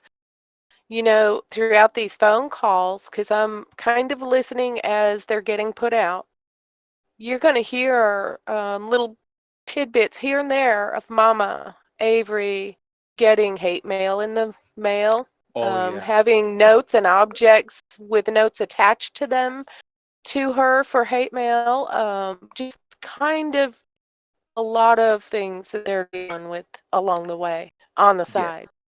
Yes. Yep. there's no doubt, and we discussed this in a podcast. Thank you, Sammy. How everyone is affected. It's not just the people that have been put in prison. The family get dragged along with it. But one can see from and hear from the phone calls the internal strife and conflict that was happening. This was their life. And remember, they went through this for 18 years, the first time round. And it's remarkable that it happened again. Just devastating. But guys, I'm conscious of the time, and we're still on slide 154. But I just want to quickly summarize it. Big Jeff mentioned the fact that what they did is that they jackhammered the concrete in the garage, and they left it like that, right? The purpose of jackhammering the concrete was because they believed that Teresa, according to Brendan, Teresa Halbach was shot 10 or 11 times. And no one heard it on the Avery salvage yard. No one heard any gunshots at all. But apparently she was shot 10 or 11 times, including twice, and you can see here, in the skull. Miri. Yeah, and actually, that's unfounded. The only basis they're basing that off of is the fact that 11 shells were found in the garage. Yes. Very good point. And the interesting thing is, this the shells was actually discussed about in the trial where they spoke to, I think it was Roland, Roland Johnson. Roland Johnson, the actual owner of the rifle. And he said, look, he fired around about 2,500 to 3,000 rounds all around the salvage yard, including close to the garage, because there were gopher and rabbit holes. And he said that he could not discount the possibility that shells flew from the rifle and into the garage, right? So when a shot is fired, the shell gets ejected. They fly all over the place. They asked him, did you pick them up? And he said, no. So it's quite clear that through his firing, the shells just landed inside the garage. And because they're going in and out of the garage, they could have easily kicked them. Now, if Stephen and Brendan are forensic gurus, are they going to leave 11 shell casings in the garage? Christy, do you have a comment? I also want to add in that law enforcement knew this way before trial, because Stephen talks about it on the phone with Raleigh Johnson. Stephen talks about it with Dolores. He mentions picking up the casings in the yard and actually tossing them into the garage. There you go. Boom. There you go. Look at we found a bullet. Yep. And Christy, that's why getting those little tidbits from the phone calls so critical, because it's obvious that the state are listening in. They're doing a profile. They're using his own comments against him. Everything the state presents, Stephen said it first. How do they know? They're listening to his calls. They are listening in. They're definitely listening in. In fact, they even used Brendan's call when he spoke with his mum against him, right? I could remember Fallon saying, well, this is what you said to your mum. You admitted this, you admitted that. But they never played the parts where you recanted and said, no, mum, I had nothing to do with this. So they were being very selective in what they were showing or letting the jury hear. Big Jeff. We can't forget when we talk about Brendan that he had not only the state but also the police saying, I'm not going to be able to help you. Nothing positive is going to come out unless you do this. Correct. And we got the Fassbender. So you got to call it. When do you think you got to call your mom and tell her about that? Oh, tonight. Yes. I'll call. That's right. And they as if they have his best interest at heart. And of course they obviously don't. They're just looking for evidence that they can use, that they're the ultimate source of. Correct. And they entrapped him, and they used his own words against him. But guys, let's just get back and finish slide 154. So, as Jeff alluded to, they thought the blood, Teresa's blood, was going to sink into the concrete because she apparently was shot 10 or 11 times. So if anyone has actually seen any crime scene photos, If you're shot in the head or in the body, you're going to bleed out. There's going to be liters of blood everywhere. So they jackhammered the garage. They put luminol, they put spray. They checked it from top to bottom, right? When they jackhammered the concrete, they tested the concrete for blood. Well, guess what? They found no blood belonging to Teresa Halbach or any victim at all. They then checked the rifle. They looked for blowback, for microspray of blood, because you can see in high-speed photography, when you shoot a victim or whatever, you get blowback. You get microspray of blood. You can't see it. You can't clean it. But they found nothing, no fingerprints or microspray of blood on the weapon itself or in the garage, BB. Part of the concrete comment might have also been in Kayla's statement that she had made, because there was something about blood in the concrete or seeping through it or coming up Yes. from it. Yes. Yes. Sorry. Mike. Well, and I'd also like to backline a little bit. You stated that they didn't find any DNA whatsoever in the concrete. That's not true. They did Yeah, I find know. Stephen Avery's. They found Stephen Avery's DNA. So it's not like Yes. they went through and they bleached the floor and removed all Yes. kinds of DNA. Yes. Stephen's own DNA was found in those cracks. Correct. Thank you, Mike. Yeah. So their argument was, well, the boys cleaned up the garage. They used bleach. Well, lo and behold, near one of the cars, they found blood, and it did belong to Stephen, which completely shatters the idea or theory or hypothesis that they cleaned up the garage, right? And so you know that the investigators went inside Brendan's house to recover those jeans, because apparently they had used bleach and other cleaners to clean the garage. So they'll probably, I wonder whether they tested that for DNA.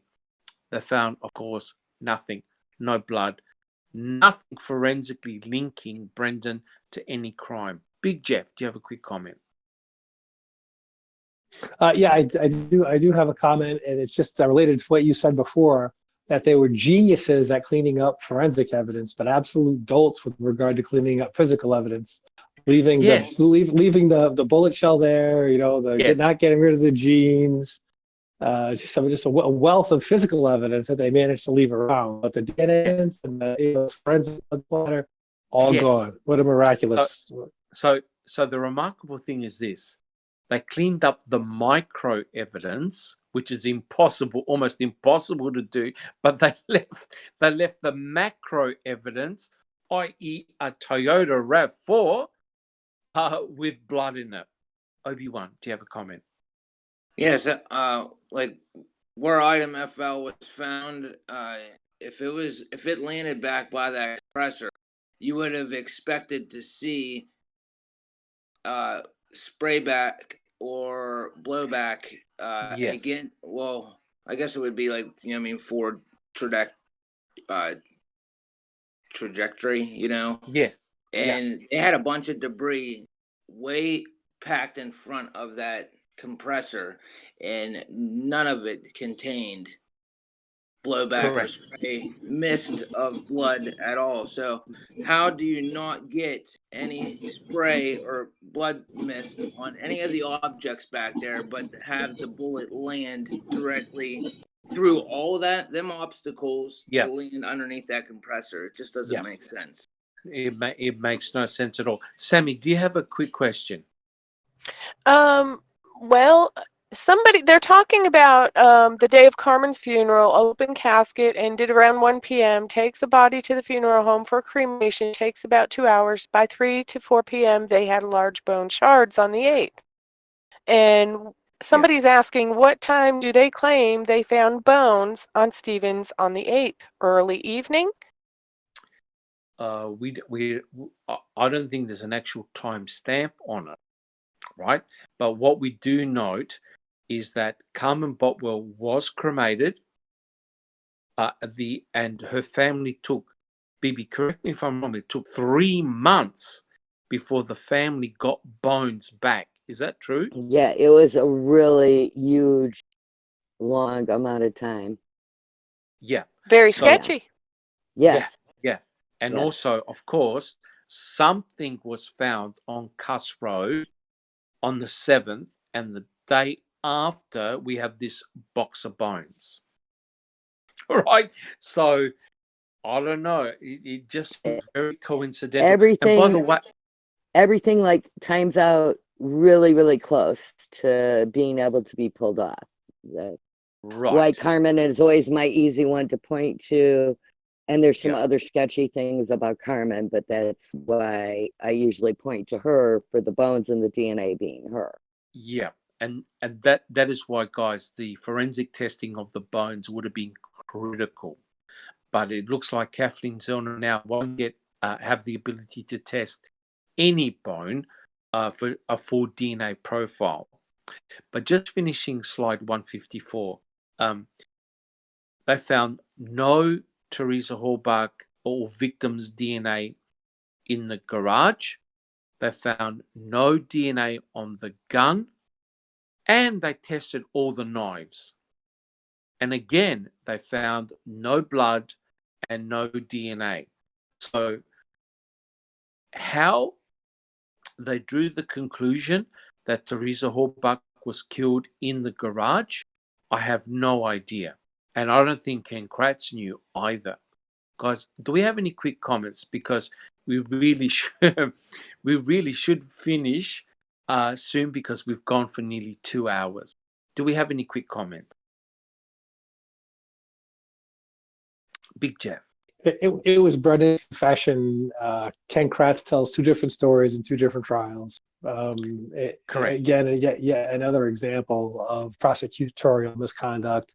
He was much more interested in winning it as if it were a game, Yes. perhaps aiding in the cover-up, as he was much more interested he was in that than in any type of justice. Yes, I agree. And it was an incredible strategy by the state, because Brenton got charged for offences that Stephen wasn't.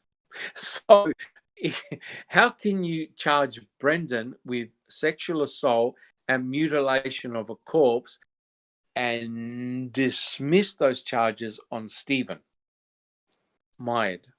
Especially since with the DNA evidence that they did have, not a single drop of it pointed to Brendan.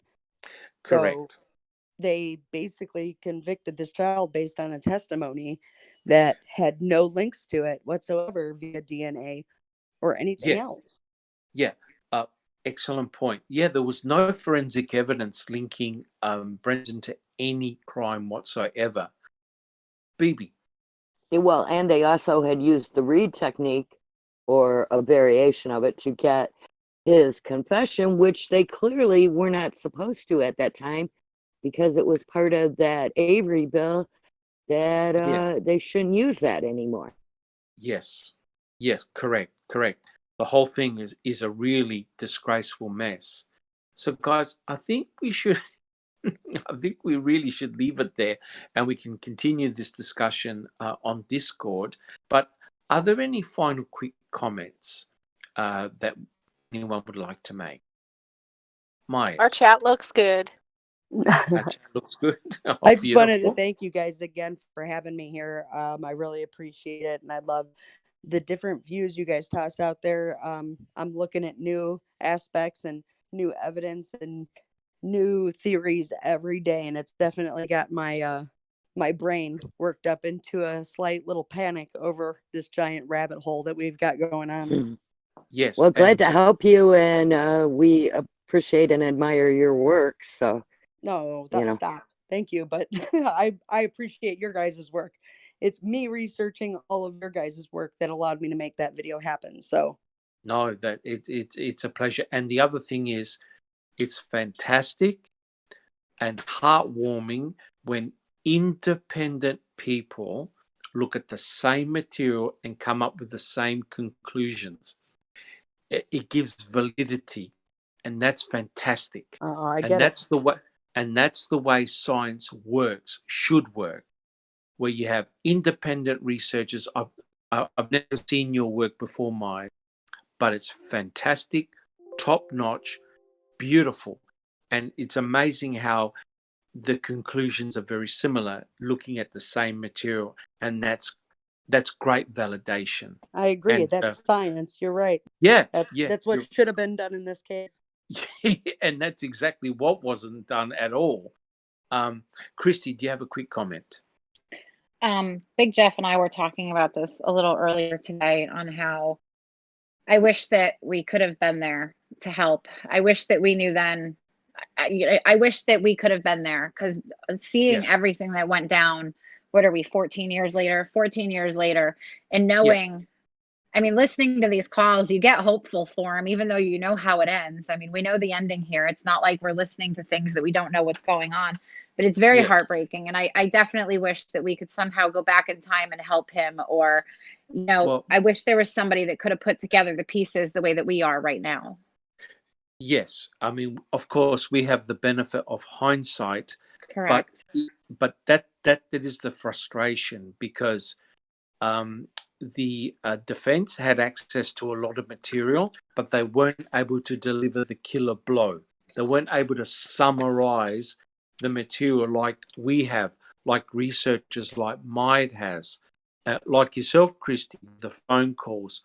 They had the material, but they couldn't put it all together in a convincing manner. Whereas I think Ken Kratz had the advantage because he crippled the defense with a Denny, with a whole lot of things. But now it's all starting to come out, which is truly remarkable. A Big Jeff. Mustn't forget the CDs either. Oh, yeah. Oh, yeah. Oh, absolutely. And of course, we mustn't forget Millbilly's excellent work as well, with all the phone calls with the law enforcement. But now, I think the cat's out of the bag, especially with the recent photographs showing the pictures of Cuss Road. And we can see that, unlike what Colburn said, when he said there's nothing to see here, why then do you have an army of people down at Cuss Road? They've even brought down lights on stands, right? Floodlights. And you can clearly see they put a blue tarpaulin over the dig site, and they were looking at it at night time. Mirrored. I made a comment before that this shows that they know exactly how to do a forensic grid pattern when it's somewhere that they're actually interested in looking at. Oh, yeah. That's a very, very good point, because you can see the army of people that they had down at Cuss Road, and they kept it very quiet. They were able to suppress it. That's remarkable when you think about it. Bibi.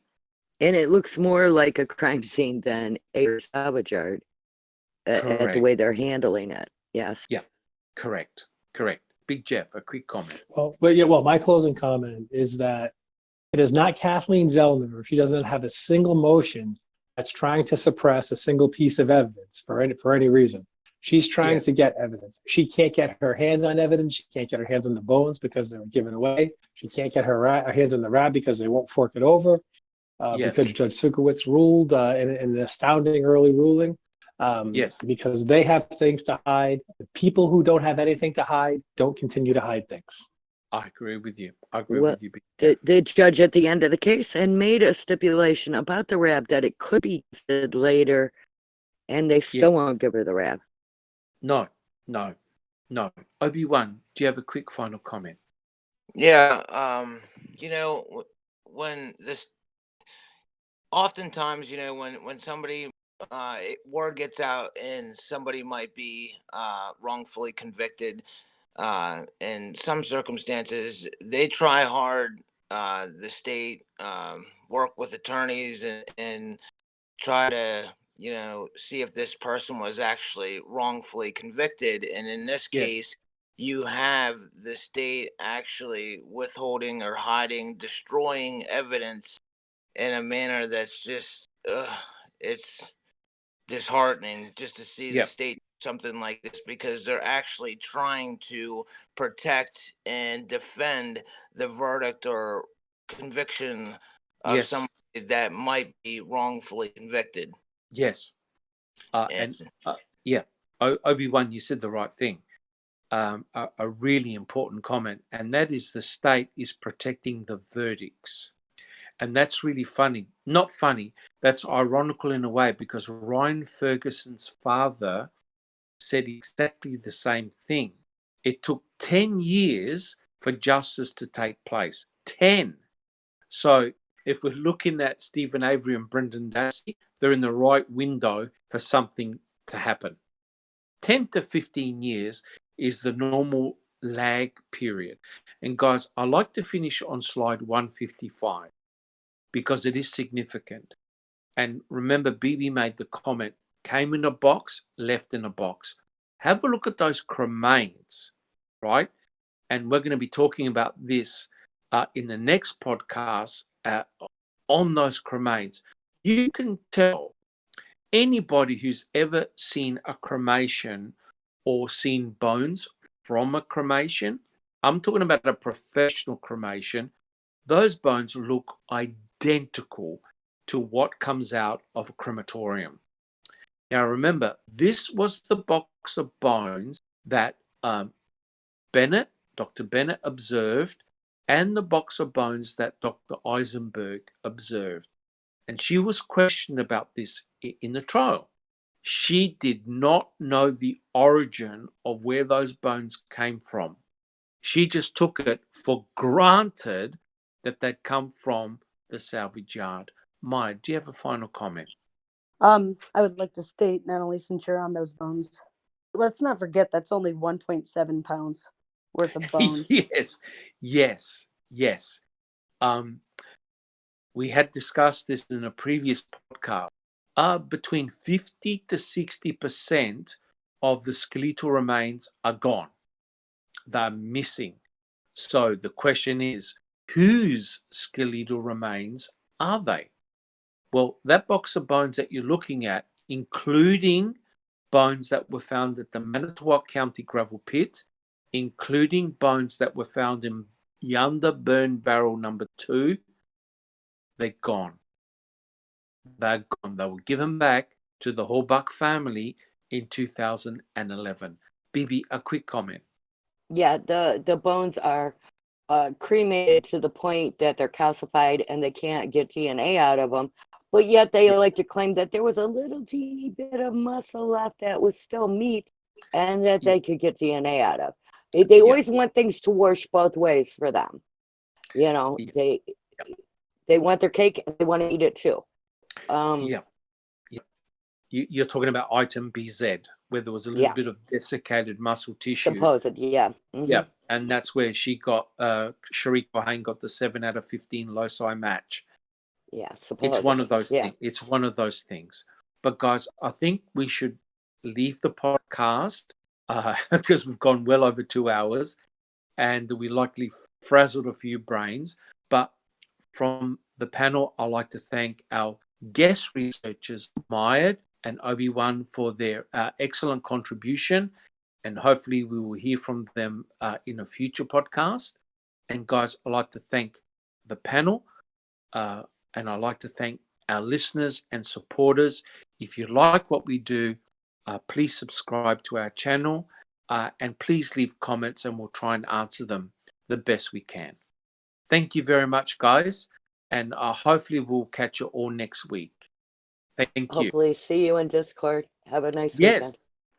Yes. Enjoy your weekend. Have a good night. Thanks again, guys. Have a good one. Good.